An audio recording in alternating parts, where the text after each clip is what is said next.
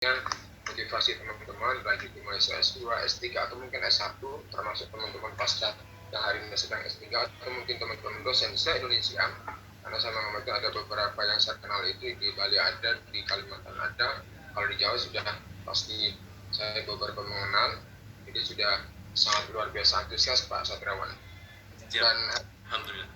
Ya, dan hari ini kalau saya boleh mengamati Pak Binar, tentu dengan Pak Satriawan kita mendorong supaya beliau-beliau sebagai guru besar. Tampaknya kalau saya menyintip ya, beliau juga layak untuk menuju guru besar begitu. Ya, baik. Saya coba kemana? Oke. Ya.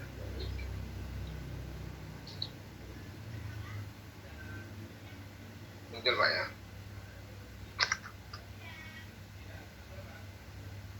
Izin Pak Yamin, mungkin saya yang screenshot Bang ya. Oh, oke, monggo Pak. Nanti saya stop share Pak ya. Iya, Pak. Agak problem di laptop saya. Ya, baik.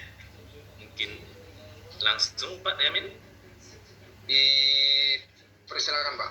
Ya, baik. Terima kasih Pak Yamin atas kesempatan yang diberikan kepada saya. Saya akan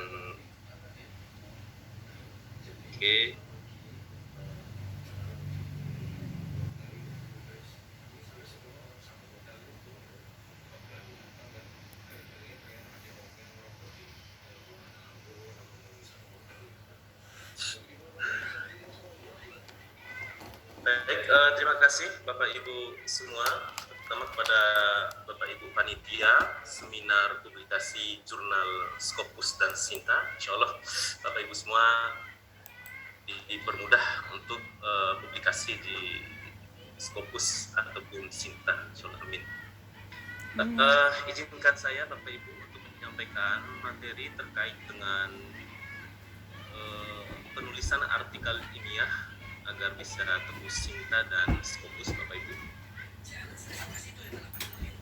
Sebenarnya sebelum saya mulai, jadi sebenarnya saya ini baru menyelesaikan studi S3 juga pada tahun 2021 di Universitas Pendidikan Indonesia, dan terkait publikasi kalau dibandingkan dengan Pak Binar ini sungguh jauh langit dengan bumi lah gitu ya, karena memang Pak Binar ini adalah salah satu kontributor utama kali ya di UNESA ini, sehingga UNESA ini mendapatkan posisi yang luar biasa.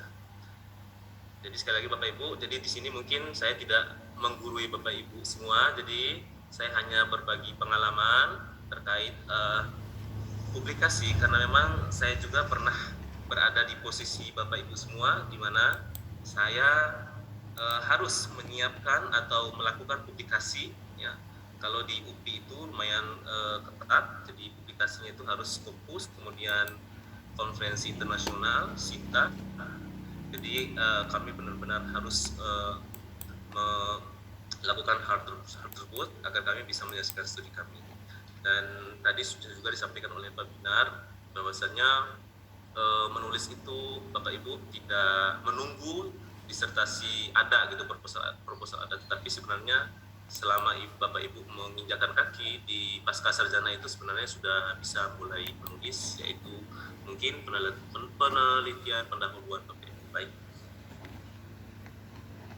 kita mulai saja. Jadi Bapak Ibu sedikit ini intermezzo. Jadi tadi sudah disampaikan oleh Bapak Ibu Pak Lurah, Ibu Lurah, bahwasanya memang jadi kenapa kita harus publikasi, yaitu syarat ujian gitu ya. Jadi selain itu juga Bapak Ibu, seorang peneliti itu ya dikatakan memiliki keilmuan, diakui keilmuannya ketika peneliti itu melakukan publikasi.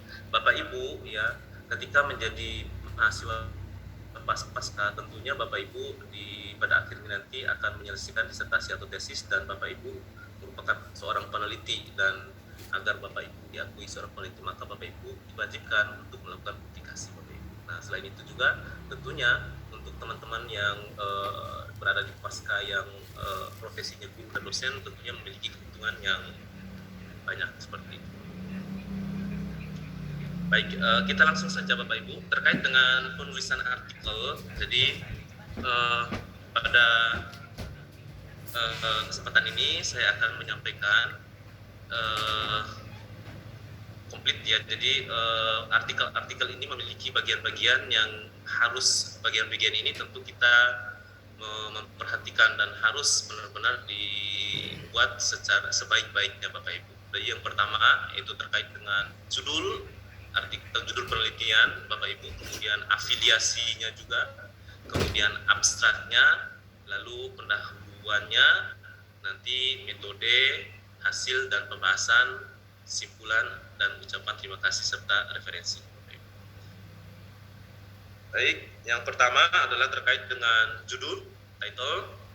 Jadi Bapak Ibu, seperti yang kita ketahui bersama bahwasannya yang namanya judul itu kalau di dalam artikel ilmiah, maka judul itu merupakan pintu masuk dalam suatu artikel, dalam konten artikelnya.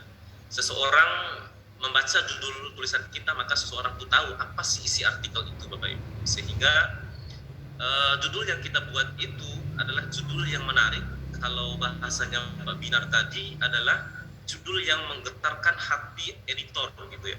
Jadi editor itu penasaran gitu, judul ini, wah ini judulnya menarik ini. Sehingga lebih lanjut nanti editor itu akan ya menelusuri yaitu di abstraknya nanti Bapak. Jadi sekali lagi judul ini jangan membuat yang bertele-tele, jadi dibuatnya itu harus ringkas dan sangat informatif.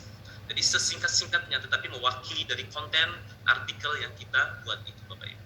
Nah kemudian di judul ini kalau bisa Bapak Ibu kita harus memberitahukan kepada pembaca itu ya keywordnya, kata kunci utamanya ya. Jadi nanti akan orang itu membaca judul itu mengetahui apa sebenarnya kata kunci utama dari artikel yang kita tulis Bapak Ibu. Dan yang keempat ini adalah memberikan kesan untuk dibaca. Nah, jadi Bapak Ibu, kalau Bapak Ibu searching ya artikel-artikel di jurnal yang bereputasi maupun di Sinta itu, jadi judul itu tidak selamanya seperti sebuah pernyataan Bapak Ibu. Kadang ada judul yang dalam bentuk pertanyaan. Nah, ini sebenarnya menggelitik Bapak Ibu. Ini menarik. Jadi Bapak Ibu kalau membuat judul itu tidak usah terlalu kaku-kaku banget. Jadi buat judul yang memang membuat orang itu penasaran Bapak Ibu.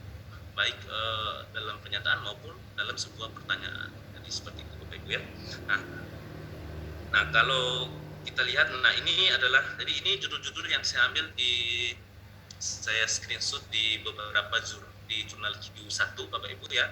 Jadi judulnya ini kalau kita lihat Bapak Ibu ya, judulnya ini nggak panjang-panjang amat Bapak Ibu ya. Judulnya itu ringkas ya.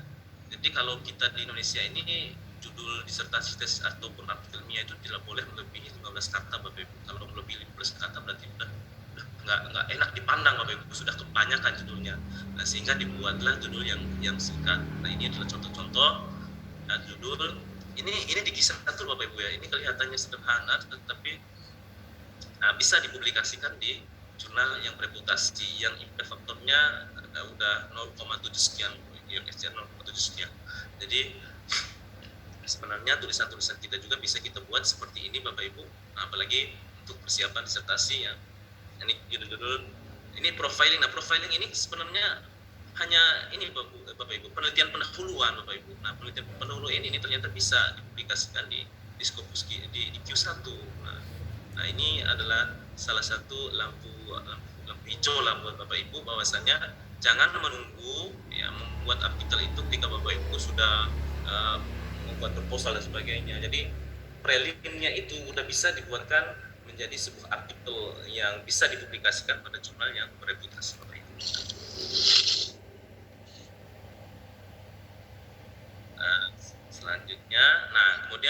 Selanjutnya adalah terkait dengan afiliasi. Nah, kalau di artikel itu ya setelah judul itu ada afiliasi, nama dan lembaga mana kita berasal Bapak Ibu.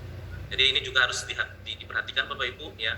Jadi nama yang kita tulis di dalam artikel itu adalah nama yang memang harus lengkap, dan Bapak Ibu bisa melihat ya contoh penulisan nama ke jurnal yang Bapak Ibu tuju, yang mau Bapak Ibu tempat publikasi itu di mana misalnya seperti itu.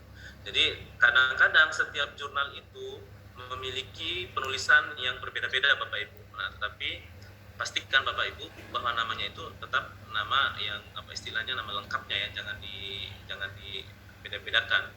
Nah, seperti itu. Nah, kemudian yang kedua ditulis secara konsisten Bapak Ibu. Nah, karena kenapa? Nanti biasanya kalau ini untuk perguruan tinggi itu ya nanti apa namanya untuk H indeks istilahnya di Scopus itu kalau misalnya berbeda nanti dia tidak dikenal gitu kan. Jadi dibuat ya nama itu ya harus konsisten. Kalau misalnya namanya Ahmad ya Ahmad terus seperti itu, jangan diganti-ganti Bapak Ibu. Kemudian yang kedua adalah jurusan dan universitas. Nah, jurusan dan universitas ini dibuatkan alamat lengkapnya. Kalau Bapak Ibu dari lembaga yang bukan perguruan tinggi ya silakan dibuat nama sesuai dengan lembaga yang Bapak Ibu tempat Bapak Ibu mengabdi Bapak Ibu. Nah, tetapi ketika membuat nama jurusan itu untuk jurusan ataupun program studi Bapak Ibu bisa membuat dalam bahasa Inggris, tetapi kalau nama lengkap ya nama lengkap lembaganya itu diusahakan dibuat dalam bahasa Indonesia atau sesuai dengan nama aslinya Bapak Ibu. Kalau Universitas Negeri Surabaya ya Universitas Negeri Surabaya, nggak usah dibuatkan dalam bentuk bahasa Inggris karena nanti biar terindeks ya universitasnya seperti itu ya.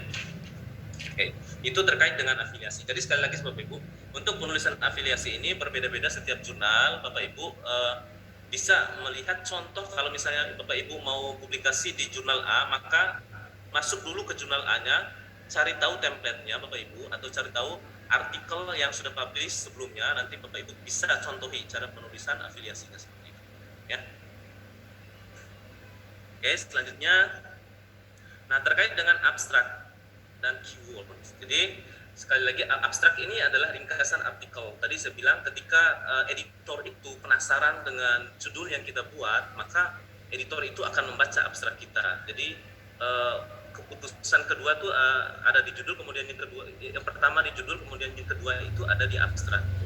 Kalau misalnya di judul kita sudah bagus, kemudian abstrak kita tidak bagus, nah maka kemungkinan akan ditolak. Nah sehingga abstrak juga perlu dibuat sebagus mungkin. Nah secara umum Bapak Ibu, abstrak ini terdiri dari ada beberapa komponen. Yang pertama itu adalah pendahuluan.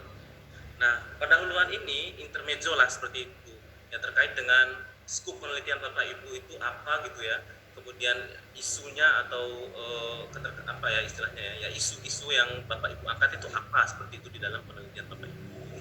Nah ini biasanya Bapak Ibu di beberapa artikel itu ada yang mewajibkan harus memasukkan pendahuluannya, ada juga artikel yang tidak perlu memasukkan pendahuluan, sehingga di sini saya mengatakan tidak. Jadi sekali lagi, kalau misalnya Bapak Ibu membuat abstrak bisa dicek langsung kepada template ataupun artikel ya sebelumnya pada jurnal yang mau Bapak Ibu tuju seperti itu Bapak Ibu. Kalau misalnya jurnal sebelumnya menggunakan pendahuluan, maka monggo silakan dibuatkan 1 atau 2 kalimat pendahuluan Bapak Ibu. Nah kemudian yang kedua itu adalah tujuan. Nah tujuan ini wajib ya, hampir semua artikel itu selalu di awal itu atau di baris ketiga, kalimat ketiga ya atau kalimat kedua itu dicantumkan tujuan dari penelitian kita. Jadi nanti harus jelas tujuannya apa dan ini harus diungkap